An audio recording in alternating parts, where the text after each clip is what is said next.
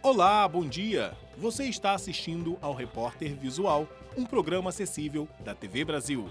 As novidades sobre o nosso programa você também pode acompanhar pelo facebook.com/Visual TV Brasil. O Repórter Visual começa agora, o primeiro programa jornalístico da TV brasileira feito em Libras. Estamos na última semana da campanha Junho Violeta, criada para alertar sobre uma doença pouco conhecida, o ceratocone. Coçar o olho. Um hábito corriqueiro, mas que pode causar um problema sério. Sem saber disso, Micaela incorreu nesse erro ao longo da vida. E aos 24 anos recebeu o diagnóstico: ceratocone. Tinha o hábito de coçar muito os olhos, alergia, poeira, o local muito seco, né? O olho também muito seco, não tinha a lubrificação correta, e uso também de produtos, maquiagens. Você tem a questão da genética, é uma alteração estrutural da córnea, a córnea tem menos resistência, e isso vai ser agravado com o hábito de coçar os olhos. Ceratocone é uma doença crônica caracterizada por uma mudança no formato da córnea, que passa a se assimilar a um cone. Daí a origem do nome. Tudo começa com a visão distorcida. A pessoa acha que precisa de óculos ou trocar de grau, mas na verdade pode ser o início de uma doença, a ceratocone. Para confirmar qualquer suspeita, um oftalmologista deve ser procurado. É ele que vai indicar o tratamento, que varia para cada caso. Entre as possibilidades estão lentes de contato especiais, alguns tipos de cirurgia e transplante de córnea. E para evitar a progressão do problema, é fundamental não coçar ou esfregar os olhos. Se isso for inevitável, alguns cuidados devem ser tomados. Você tem a órbita, os ossos em volta, você pode apertar o osso em volta, e essa bolinha que tem aqui no cantinho chama carúncula. Essa bolinha, se você apertar ela com uma pressãozinha moderada, você consegue diminuir a vontade de coçar os olhos.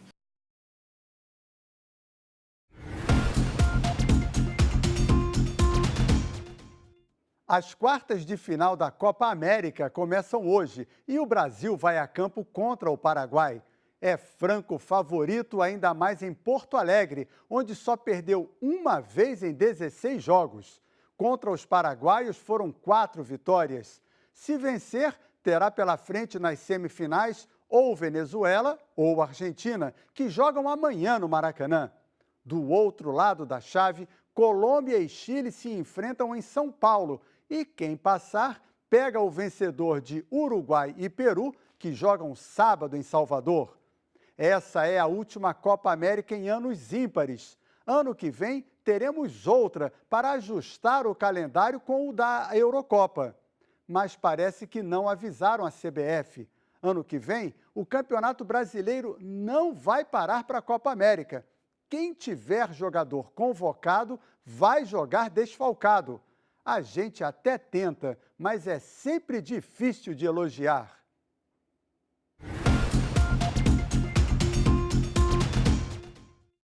Bom dia! A Câmara de Vereadores de Caxias do Sul viveu um momento histórico. Tibiriçá Viana Maineri foi o primeiro vereador surdo do parlamento local. Ele trabalha em defesa de políticas de inclusão de pessoas com deficiência. Bom dia, Tibiriçá. Bom dia, eu agradeço o convite. O senhor é pedagogo e professor de Libras. O que te impulsionou a entrar na vida política? Bom, este é o meu sinal. E sim, trabalho numa escola de surdos e pedagogia é a minha formação.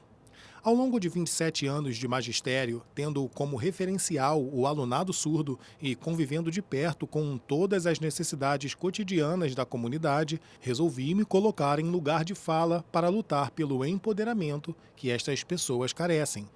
Incentivar maior autonomia, o que é muito importante. Muitos surdos vivem dependentes da própria família. Mesmo antes de ser político, eu já tinha uma participação social, tendo fundado e presidido a Sociedade dos Surdos de Caxias do Sul, exercendo então uma liderança na comunidade surda da região. Precisamos estimular o aparecimento de novos líderes na comunidade surda.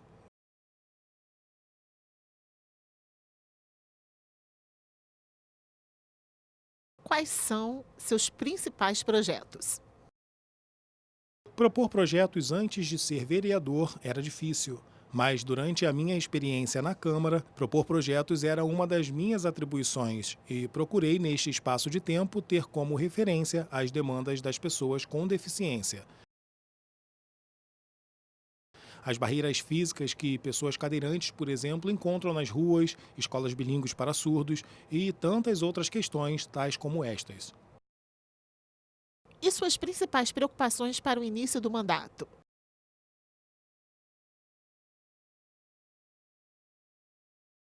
Ainda na Coordenadoria de Assuntos da Pessoa com Deficiência, tive a oportunidade de passar pela experiência e me tornar o primeiro vereador surdo do Rio Grande do Sul, lá na Câmara de Caxias do Sul.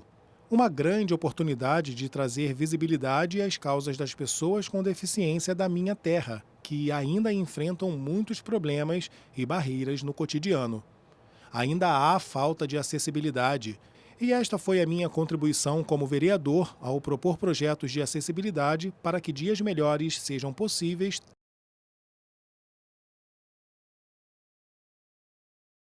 também para o idoso, para pessoas com deficiência física e mobilidade reduzida. São demandas que têm urgência e precisam de gente que as enxerguem para resolver este problema logo. Como o senhor pretende atuar em relação à comunidade surda?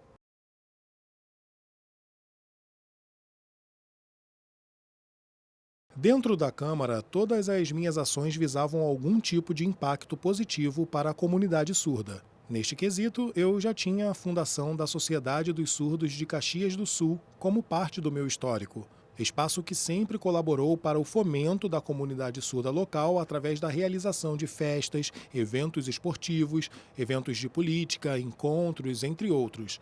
Sem dúvida, um bom aprendizado e modelo de instituição que visa o bem-estar social e empoderamento de pessoas surdas.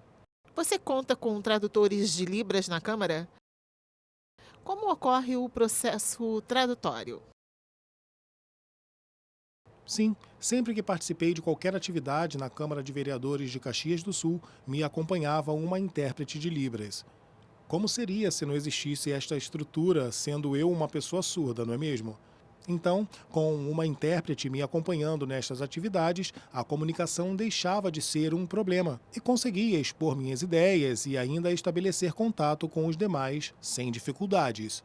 Isso porque a intérprete auxilia com demandas de português escrito e eventuais chamadas via telefone, por exemplo, quando necessárias. Sem esta profissional, seria inviável para mim sobreviver de forma produtiva dentro da estrutura da Câmara.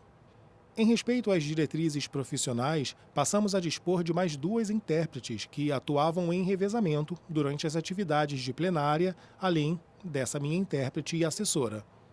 Graças a esta estrutura, em 3 meses de trabalho na Câmara, foram 4 projetos protocolados. E isto não seria possível se fosse negligenciado o meu direito linguístico de participar das discussões da Casa em Libras. Ter intérpretes de Libras foi muito importante. Quais os problemas que as pessoas com deficiência enfrentam e o que é necessário para que ela seja respeitada? Eu acredito que tudo que ainda é violado no que diz respeito aos direitos da pessoa com deficiência precisa ser enxergado como demanda e pauta lá em Brasília. Há que se discutir sobre o que ainda não tem legislação específica para a garantia de direitos. E isso começa na base, no trabalho dos vereadores nas câmaras municipais, propondo projetos que seguirão para votação em Brasília. Foram 3 meses muito produtivos para mim e espero ter uma próxima oportunidade de dar prosseguimento ao trabalho que desenvolvi na Câmara. Ter uma estrutura acessível em Libras para mim lá foi fundamental para que a minha voz, lá do Rio Grande do Sul, pudesse ser ouvida pelos parlamentares do Poder Legislativo e Executivo em Brasília.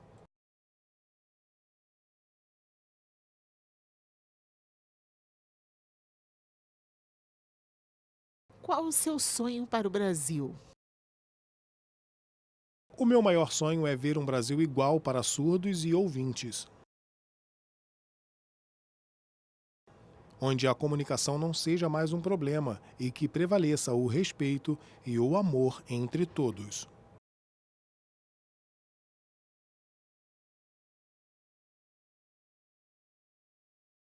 O Brasil precisa de educação, saúde, esporte, emprego, políticas públicas para os idosos.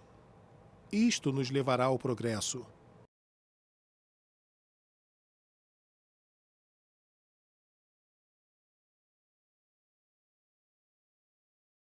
Estes sempre foram pontos de trabalho desde a época em que fui representante da FENES Rio Grande do Sul. E mantive esta atenção nos já 8 anos de trabalho no Conselho Municipal de Direitos da Pessoa com Deficiência de Caxias do Sul. Uma trajetória de atuação política que me estimula a querer continuar e a me candidatar mais vezes. Claro, sempre no intuito de ser um embaixador das causas das pessoas com deficiência e da acessibilidade. Naturalmente, no meu caso, com foco principal em políticas públicas para a comunidade surda, mas sem deixar de lado, é claro, como eu disse, as demandas das pessoas com deficiência.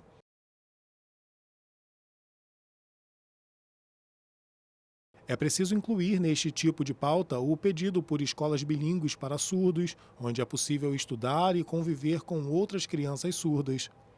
Surdos e pessoas com deficiência podem lutar juntos, com respeito mútuo entre suas demandas específicas, rumo a uma sociedade mais igualitária. Tibiriçá, muito obrigada por sua participação aqui no Repórter Visual. O prazer foi todo meu de vir ao Repórter Visual. Obrigado. O Repórter Visual fica por aqui. Pelo WhatsApp você tem um canal direto de comunicação com a gente. Anota aí o número 021 974 522 300. Muito obrigado pela companhia. Bom dia para você. Tchau.